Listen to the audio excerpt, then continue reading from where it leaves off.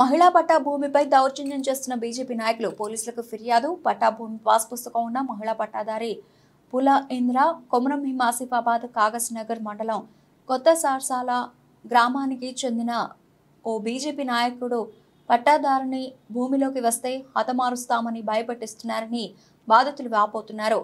ఈ విషయాన్ని ఈస్గం ఎస్ఐకి ఫిర్యాదు చేసినప్పటికీ భయభ్రాంతులకు గురి చేస్తున్నారని, తమ భూమిని కౌలుకు ఇచ్చిన రైతులని సైతం భయపెట్టిస్తున్నారని ఆరోపిస్తున్నారు.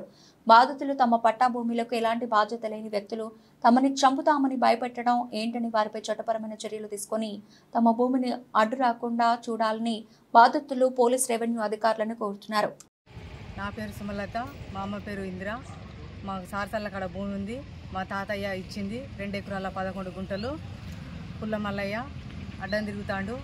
బీజేపీ లీడరు సర్పంచు పుల్ల అశోకు మమ్మల్ని చేనులు ఏనిత్తలేరు, పట్టినోళ్ళని పొడుస్తా నరుకుతా చేనులకు అత్తగిన అని భయపట్టిస్తాడు.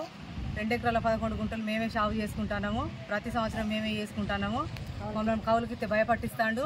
చేనులకు పోతగిన ఇద్దరం ఆడోళ్ళమని పొడుస్తా నరుకుతా చంపుతా అని అంటాడు. దీనికి మీరే న్యాయం చేయాలి. ఇద్దరం ఆడోళ్ళమే, మాకు మొగోళ్ళు లేరు. మమ్మల్ని చేనులకు పోతే భయపట్టిస్తాడు, చంపుతా అంటాడు. దీనికి మాకు పట్ట కూడా ఉంది. పట్ట ఉన్న భూమికే అడ్డం తిరుగుతాడు, భయపట్టిస్తాడు. సారసాల సర్పంచ్ పుల్ల అశోకు, పుల్ల మల్లయ్య.